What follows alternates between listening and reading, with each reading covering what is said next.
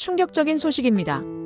앞으로 30년 안에 핵무기를 한 곳에서 관리하게 될 날이 올 수도 있다는 예측이 나왔습니다.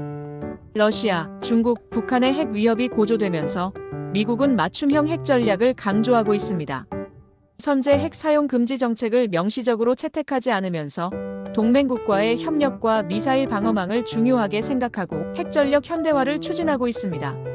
트럼프 행정부 이후에는 전술 핵무기의 중요성이 부각되면서 핵 전력과 재래식 첨단 군사력을 결합하려는 노력이 강화되고 있습니다.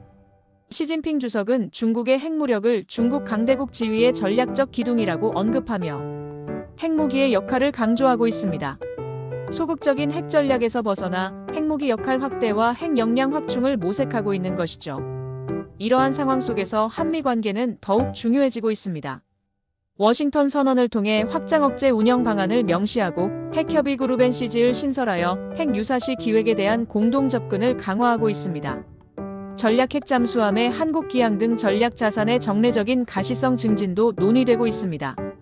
북한 역시 핵 및 미사일 능력 고도화, 전술 핵무기 추구 등을 통해 실전 사용 가능성을 높이며 핵 위협을 더하고 있습니다.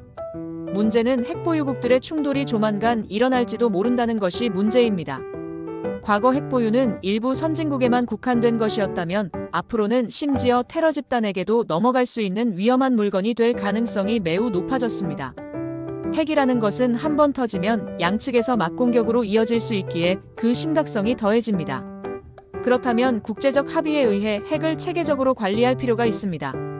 문제는 전쟁이 억제되고 관리되지 않는 한 핵의 체계 관리는 어려운 것이 현실입니다. 그렇다면 과거 2차 대전만큼 큰 전쟁이 발발한 후에 세계 각국의 합의가 있을 수밖에 없다는 것입니다.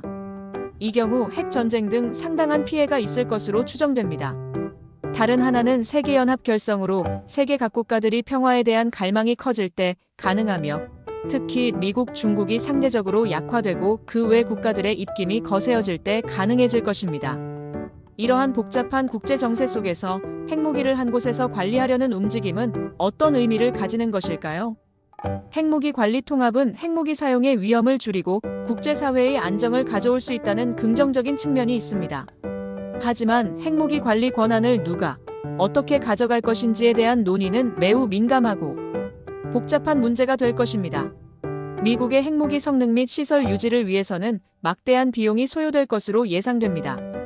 또한 우크라이나 전쟁을 통해 핵무기 포기에 대한 안전 보장의 중요성이 다시 한번 강조되고 있습니다.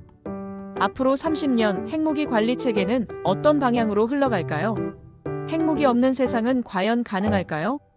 비록 어려운 일이겠지만 핵의 통합 관리 노력과 전쟁 없는 세계를 위해 끊임없는 노력을 해야 할 것입니다.